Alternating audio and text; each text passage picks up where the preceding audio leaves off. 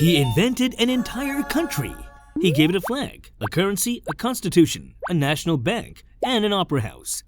He sold half of London a slice of paradise that did not exist. And when his settlers landed on empty jungle and began to die by the hundreds, he did not go to prison. He went to a hero's funeral. This is the story of Gregor MacGregor, the Scotsman who pulled off the greatest confidence trick in history and got away with it.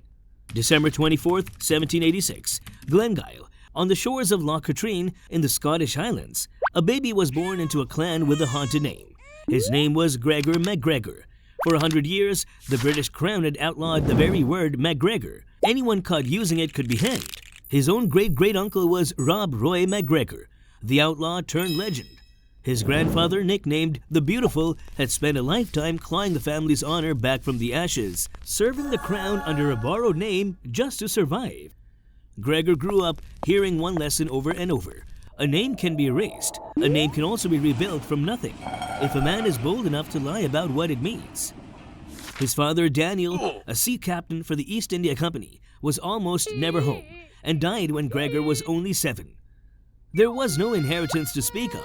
He was raised by his mother, Anne, and a scattering of relatives, a boy with a famous surname, Highland blood, and very little else. Something in that gap between the legend he was born into the poverty he actually lived seems to have convinced young Gregor that he was destined for greatness regardless of the facts.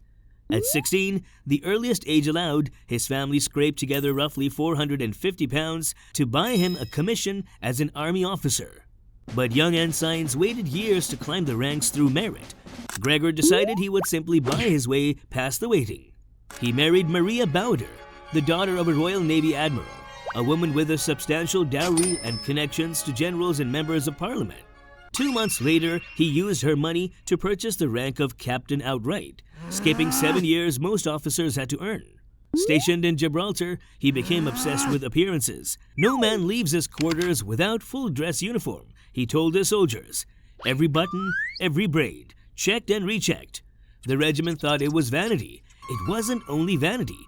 It was the first sign of a man who understood something dangerous. If the costume is convincing enough, nobody thinks to check what's underneath it. In 1810, after a dispute with a senior officer, he resigned his commission and recouped his money. His old regiment went on to fight gloriously at the Battle of Elvira the following year, earning the legendary nickname the Diehards.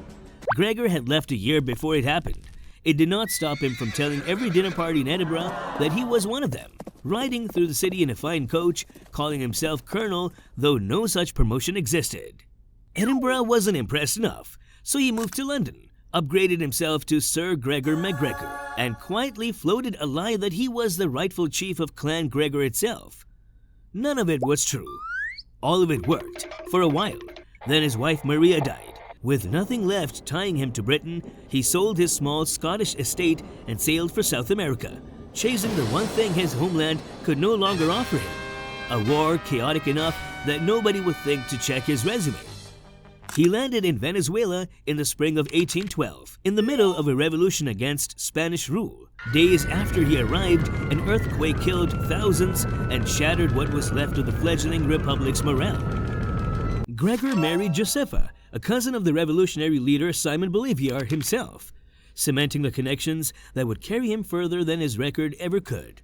When the First Venezuelan Republic collapsed that same year, he fled to New Granada and offered his services there instead.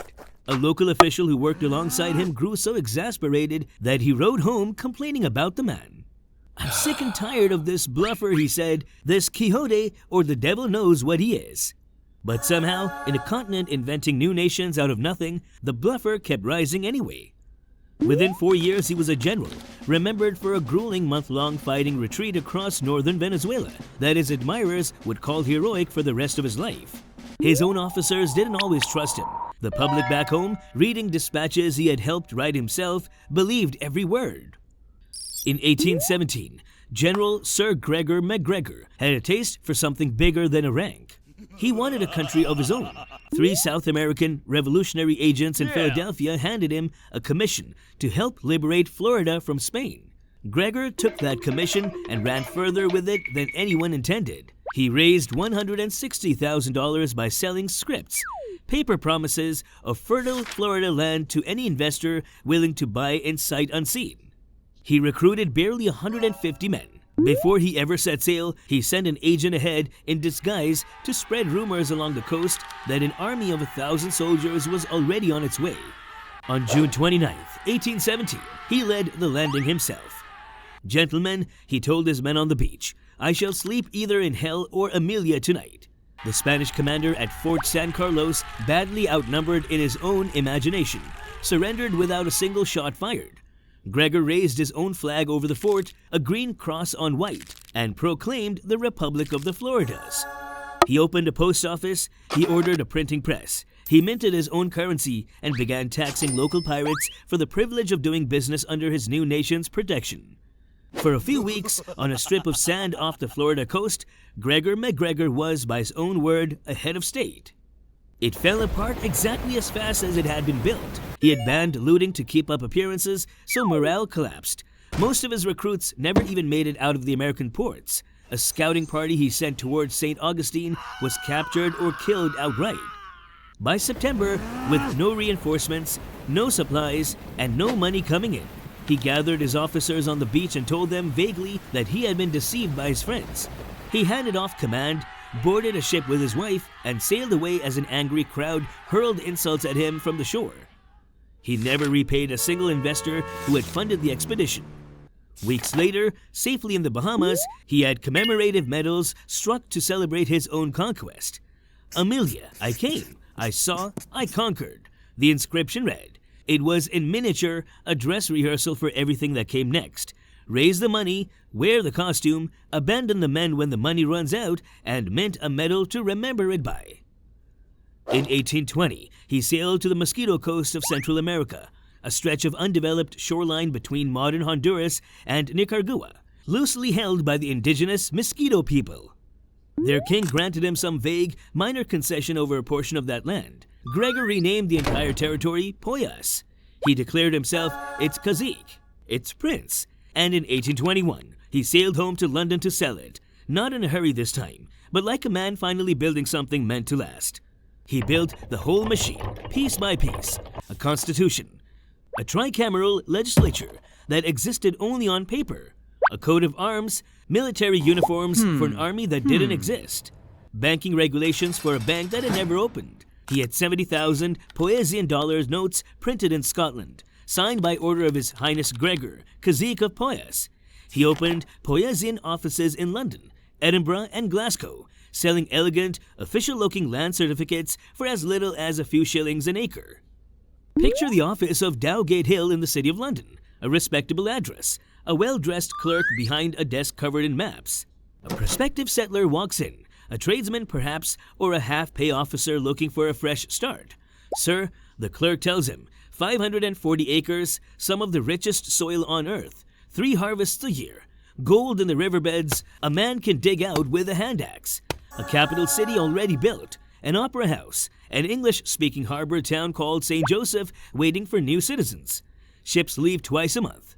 The price, for a quarter down, is whatever you can spare. Nobody in that office had ever seen Poyais. Nobody needed to. The maps looked real. The bonds looked real, and the man behind it all, decorated, titled, married into the family of Simon Bolivar himself, looked more real than any of it. One believer, Major William John Richardson, was so convinced that he handed over his own country estate to serve as a base for the Poyaisan royal family. Gregor rewarded him with a fictional knighthood, the Order of the Green Cross, a commission in the Royal Regiment of Horse Guards of a country that existed only in ink, and the title of Poyaisan Charge d'Affaires. Richardson's forged letter of credence, signed by Gregor I, sovereign prince of the state of Poyais, was formally presented to King George IV of England. The King of England received the credentials of an ambassador from a country that did not exist, and nobody in the room thought to check. London society didn't just believe Gregor, it adored him. He was invited to dinner parties, he was given the use of a country house, rumors floated that he carried indigenous royal blood. His wife Josepha arrived and was introduced as a princess of Poyais, and the whole fantasy became, by one account, the finest ornament at the best dinner tables in the city. MacGregor convinced London banks to back 2 separate loans of £200,000 each, the first in October 1822, the second a year later. In today's money, it was worth well over $1 billion. On January 22, 1823, a Scottish sawyer named James Hastie stood on the deck of the ship Kennersley Castle with his wife and 3 children, watching a coastline rise out of the horizon. He had sold everything for a fresh start in Poyais. He was one of the nearly 250 people who crossed the Atlantic chasing Gregor's paradise across 2 separate ships. What they found when they landed was untouched jungle. No harbor, no opera house, no government. Only the ragged survivors of the ship that had sailed months before them, already starving on the beach, still waiting for a city that had never been built.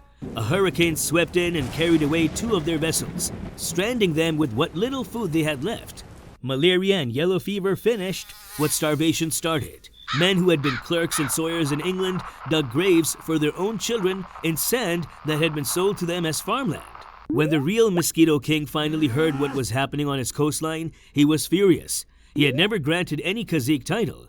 He told the survivors, and he had never authorized anyone to sell his land or raise money in his name. They were there illegally, he said, and they would have to leave. More than half of everyone who sailed to Poyais never came home, and while they were dying on that beach, back in London, Gregor MacGregor was still selling. 5 more ships had already departed before word of the disaster crossed the ocean. Some were intercepted and turned back mid-voyage. Some sailed all the way across and found the exact same nightmare waiting for them. When the survivors finally straggled back into Britain, the newspapers exploded. The public, at first, could hardly believe that a general and a gentleman could have deceived them so completely. Some victims even rushed to defend him, insisting he must have been betrayed by his own agents, the same way he'd once claimed to have been deceived by his friends on a Florida beach 6 years earlier. Gregor didn't wait around to find out how long that goodwill would hold. He fled to France with his wife before most of the survivors had even finished burying their dead. In France, astonishingly, he tried to run the exact same scheme all over again, this time calling himself the cacique of Poyais. French officials grew suspicious almost immediately, not because they suspected fraud outright, but because a flood of visa applications had arrived for a country nobody in the government had ever heard of. Authorities seized his chartered ship before it could sail with its next load of settlers. Gregor evaded arrest for 4 months, and when finally caught, tried to claim diplomatic immunity as a foreign head of state. It did not work. He and 3 associates were jailed in 1825 and put on trial the following year. The fraud laid out in fabricated bonds, forged maps, and invented documents stacked as evidence before the court. At his trial, Gregor stood and delivered a 5,000-word statement.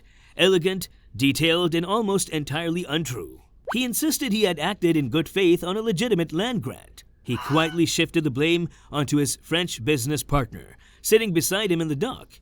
And in a verdict that stunned the courtroom, he was acquitted on every charge. Only one of his associates was convicted in his place. Gregor MacGregor, the man who had killed more than 150 people with a lie, walked out of a French courthouse a free man. He went back to London, and almost unbelievably convinced yet another bank to back an £800,000 bond issue in 1827. Few people bought in this time. Word had finally spread too far, and the earlier bonds had performed badly. He kept trying smaller versions of the scheme for another decade, even as London newspapers ran repeated public warnings naming him directly by name. Slowly, the con ran out of road. There was no country left that hadn't heard what he'd done. In 1838, past 50 years old, Gregor MacGregor did something no one quite expected. He sailed back to Venezuela, the country where his entire story had begun, and applied for a military pension, citing his service in the war for independence decades earlier.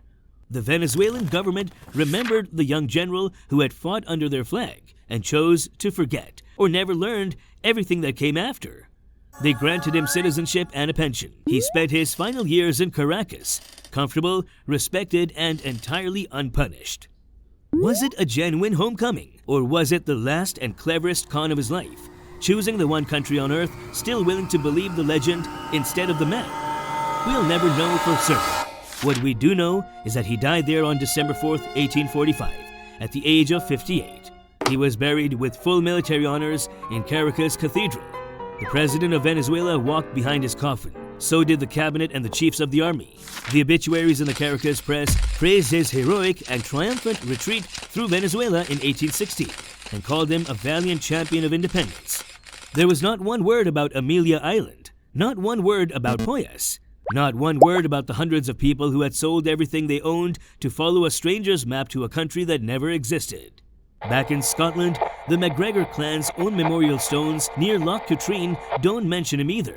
The land he once called Poyais still sits largely undeveloped on the Honduran coast today, an untouched jungle with no memory of the paradise it was sold as. Somewhere in the middle of it all, on a Florida beach in 1817, with his first invented nation collapsing around him, Gregor MacGregor told his men that he had been deceived by his friends.